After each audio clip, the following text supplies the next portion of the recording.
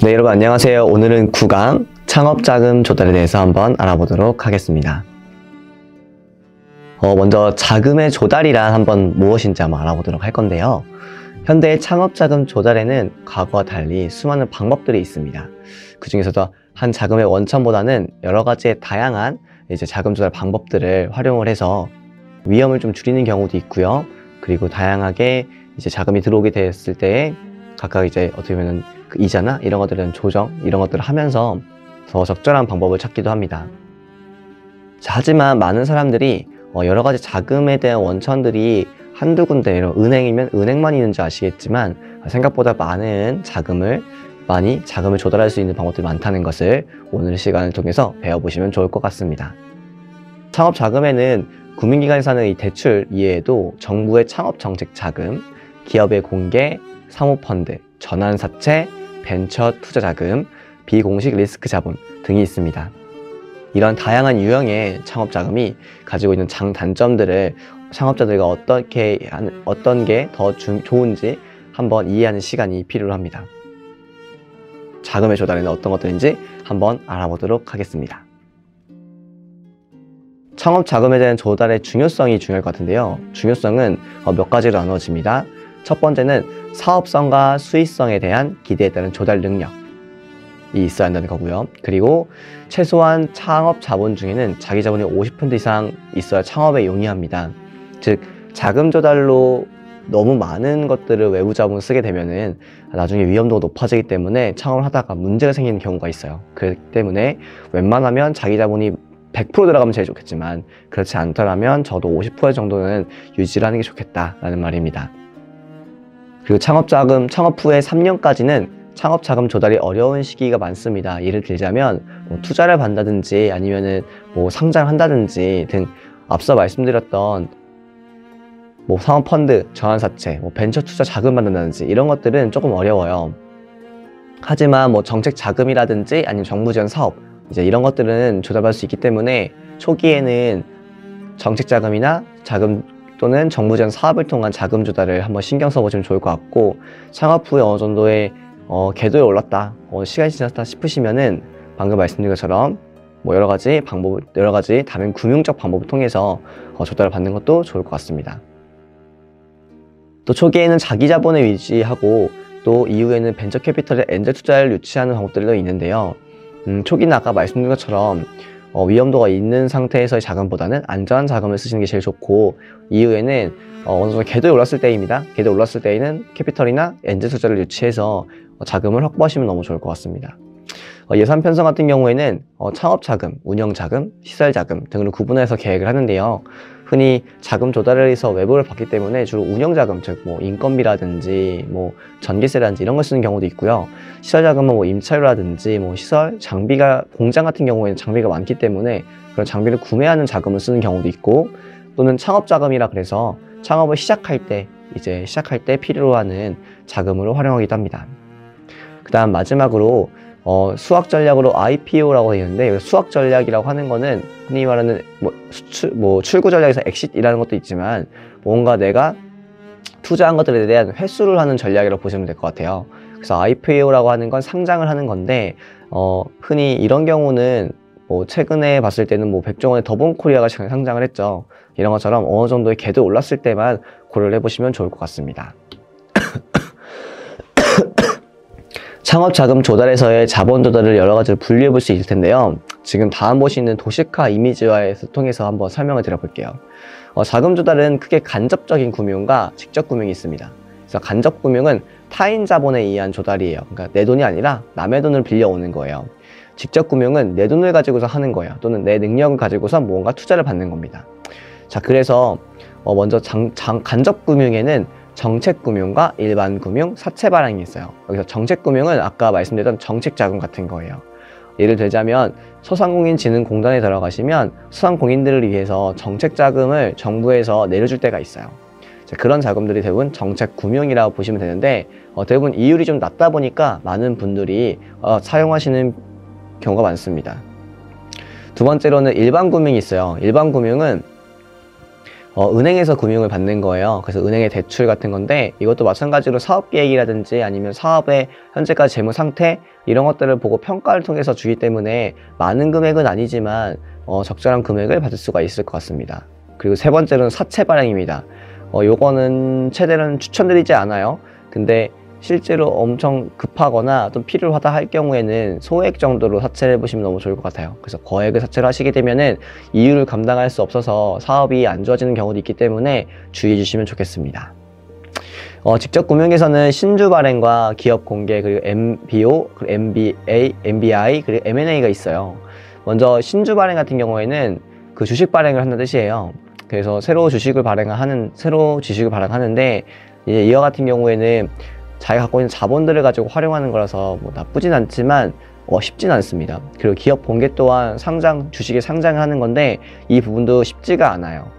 즉 직접 금융 같은 경우에는 자기 돈 빼놓고는 나머지 신주 발행, 기업 공개, MBO, MBI, M&A 이런 것들은 어느 정도 궤도에 올랐을 때만 가능한 것들이 많아서 우리 여러분들께서는 아마 창업한 이후에 성공하기 직전쯤에 해보시면 너무 좋을 것 같습니다.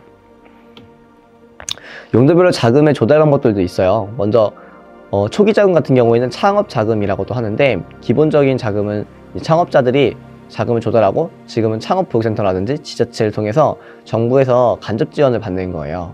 그래서 예를 들면 저 같은 경우에도 마찬가지 사회적 기업가 육성사업이라고 하는 사업을 통해서 사업비를 초기에 마련을 하고 그 사업비를 가지고선 이제 시작할 수 있는 시제품을 만든다든지 아니면은 시작할 때 투자할 수 있는 투자 금액 또 개발 금액 이런 거를 써가지고 초기 자금을 활용했던 것 같아요. 근데 이런 초기 자금을 쓰실 때에는 주의할 점이 단순히 돈을 날리는 게 아니라 정말 좋은 시제품 만들어서 내가 창업을 했었을 때에 보완할 점이나 피드백들을 알 수 있는 것들이거나, 또는 초기 자금을 활용한 만큼 자금을 확보할 수 있는 것으로 계획을 잘 하셔가지고 사용하시는 게 좋습니다. 그 다음으로 개발 자금이 있어요. 개발 자금은 개발 단계에서 필요한 자금이에요.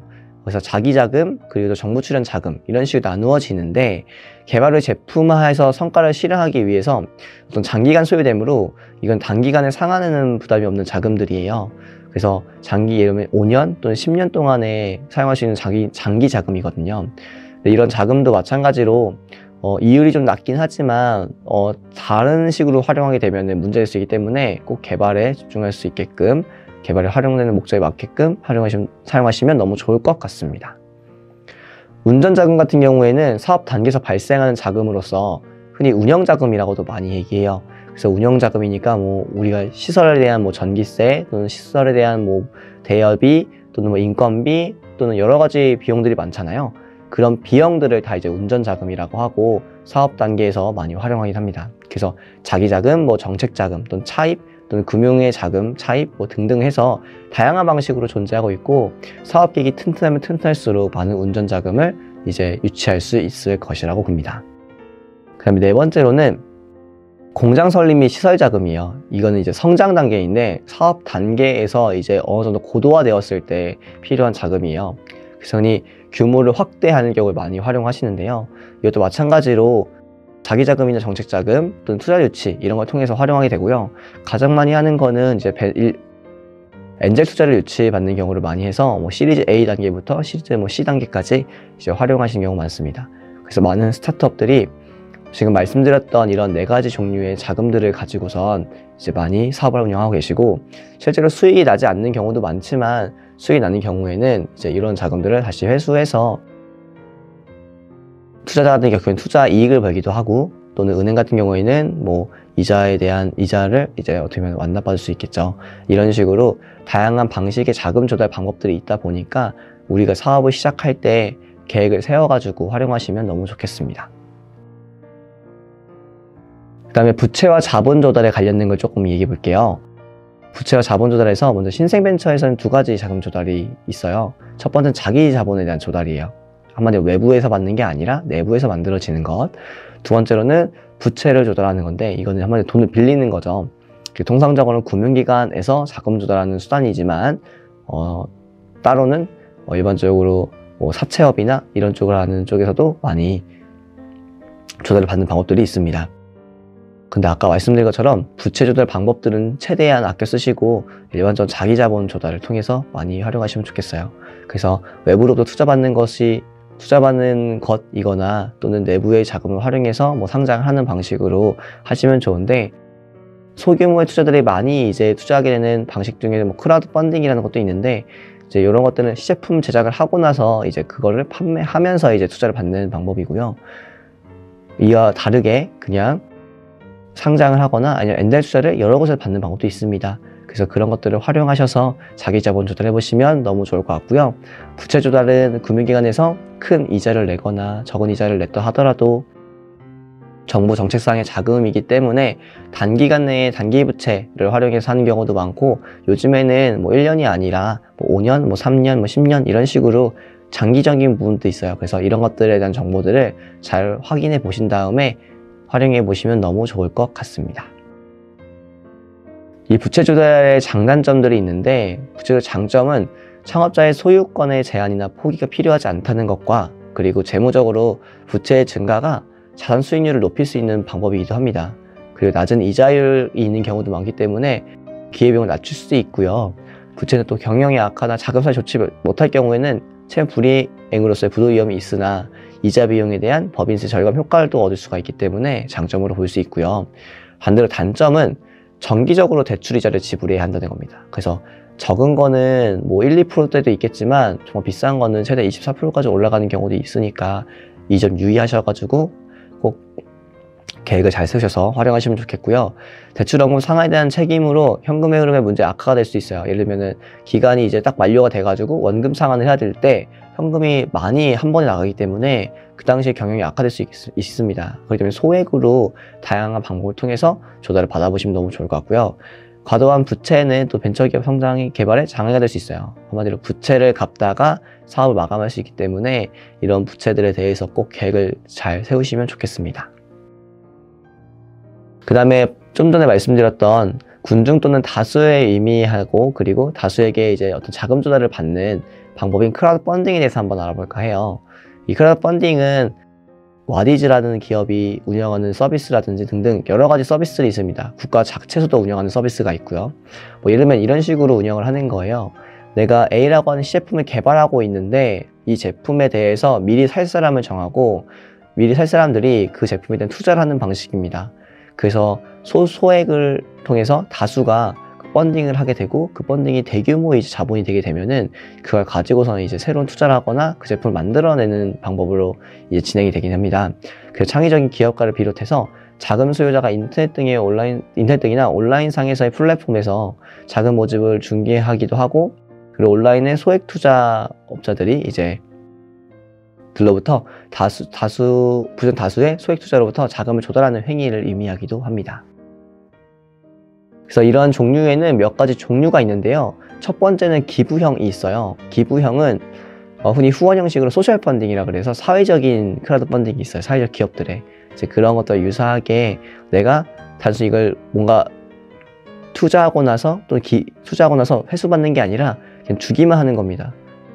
보상을 조건으로 하지 않고 순수 기부 목적으로 하는 경우에는 기부형 크라우드 펀딩이라 하는데, 이런 경우는 많이 운영되고 있지 않습니다. 비영리 단체나 사회단체에서는 할 수 있겠지만 영리단체에서는 하기 힘든 약간 방식이고요. 그 다음에 대출형 같은 경우에는 소액 대출을 통해서 자금이 필요한 개인이 또는 개인 사업자가 를 지원하는 방식이에요. 그래서 이자가 있고, 그리고 그 이자가 적긴 하겠지만 이자가 있고, 이런 것들을 P2P라고 하는 금융 방식으로 활용하기도 합니다. 그래서 이 방법도 사실 많이 활용되지는 않지만 혹시 필요하시다고 한다면 이제 소액으로 정도로만 활용하시면 좋겠어요. 그 다음에 가장 많이 사용하는 게 후원형입니다. 그래서 다수의 후원자가 이제 모금을 추진해가지고 후원하는 방식인데, 이 방식이 아까 말씀드렸던 것처럼 와디즈나 이런 데에서 어떠한 보상을, 그러니까 예를 들면 물건으로 보상받는다든지 아니면 서비스로 보상받는다든지 이런 걸 통해서 후원하는 방식을 이제 후원형이라고 하고요. 지분 투자형은 신생 기업들이 이제 뭔가 일을 열었을 때 그때 그 주식이라든지 보이지 않는, 한마디로 아직은 상장되지 않는 주식을 이제 사서 어느 지분을 분배해서 그걸 가지고 그만큼 투자를 받는 형식이에요. 근데 이 방식 같은 경우에는 흔히 저희가 스타트업이 상장하기 전에 많이 활용하는 방식이고요. 엔젤 투자 형식으로 많이 이루어집니다. 그래서 이렇게 총 4가지의 방식이 있고, 이런 4가지 방식들을 잘 활용하셔가지고 하시면 좋고, 이 밖에도 다양한 방식들이 있지만 그런 것들을 한번 네이버나 이런 데서 검색하셔가지고 확인해 보시면 좋겠습니다.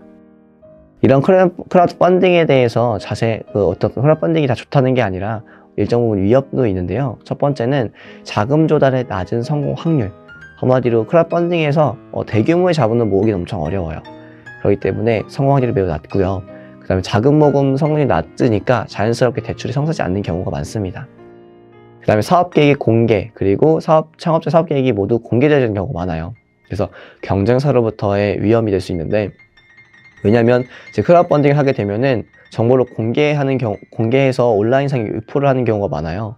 그러면은 내 아이템이 이런 걸 만들려고 했다라거나 아이디어가 오픈돼서 더 빠르게 만들 수 있는 사람이 먼저 제품 개발할 수도 있거든요. 그래서 그런 위험들이 있고요. 그 다음 지속적인 자문 관계의 부재를 통해서 창업자가 대출자로부터 어떤 자문이나 경험을 얻을 수가 없어요. 그래서 또한 추가적인 대출이나 투자 기회가 존재하지 않습니다.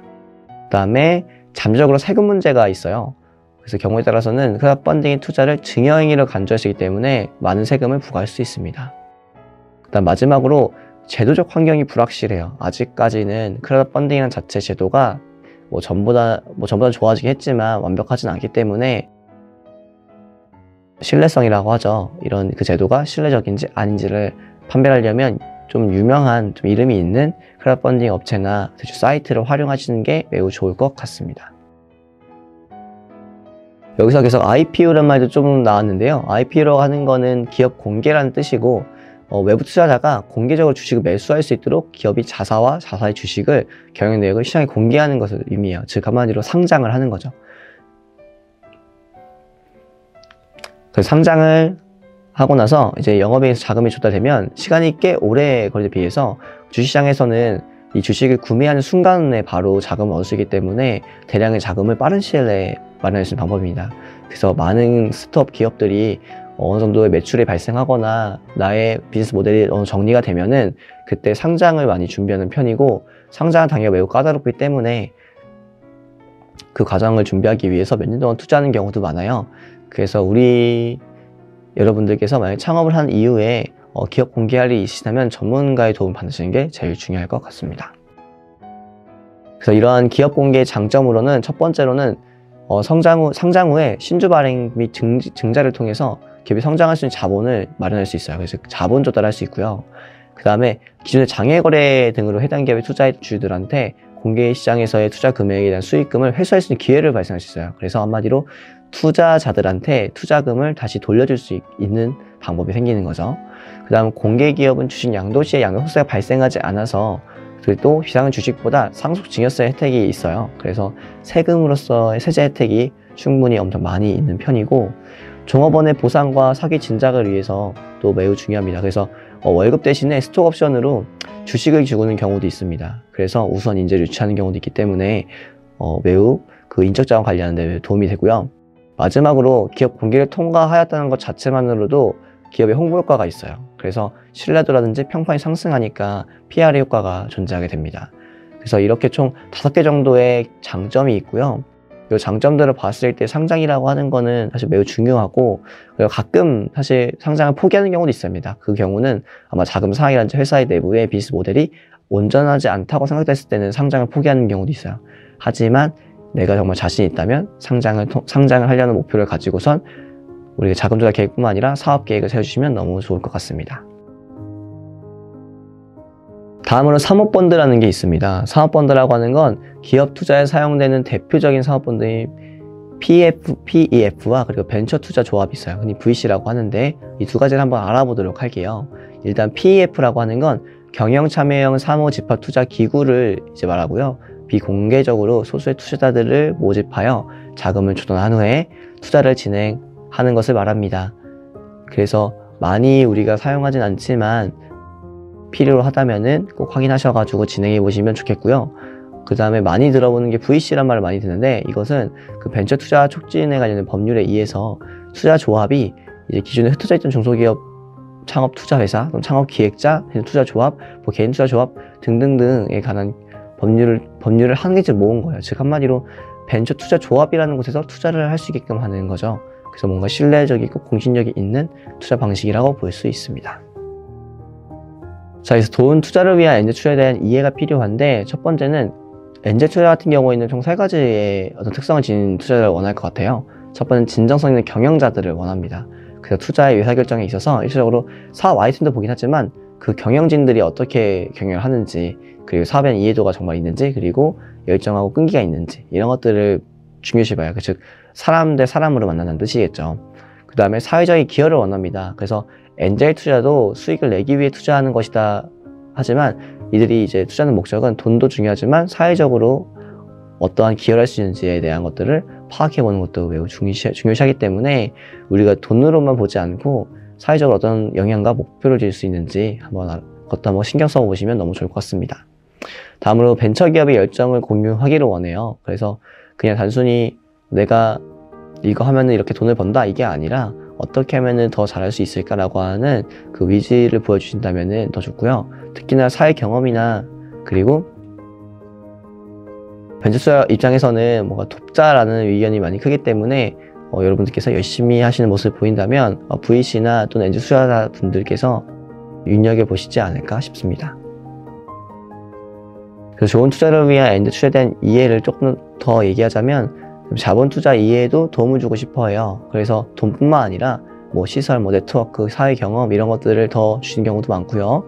그 다음에 이런 투자에 대해서 타인에게 이야기를 많이 하고 싶어 해요. 그래서 좋은 회사가 되면 될수록 투자자들이 많이 이야기할 테니까 그런 점들을 이제 강화하셔서 한다면 좋은 투자를 받을 수 있지 않을까 싶습니다. 여기서 벤처기업에 대한 편견을 한번 조금 짚고 넘어갈 생각인데요. 몇 가지 편견들이 있죠. 첫 번째는 벤처 투자 회사는 벤처기업의 통제권과 소유권, 운영권을 지배하는 것을 원한다 라고 생각하지만 실질적으로는 그렇게 원하는 건 아니고요.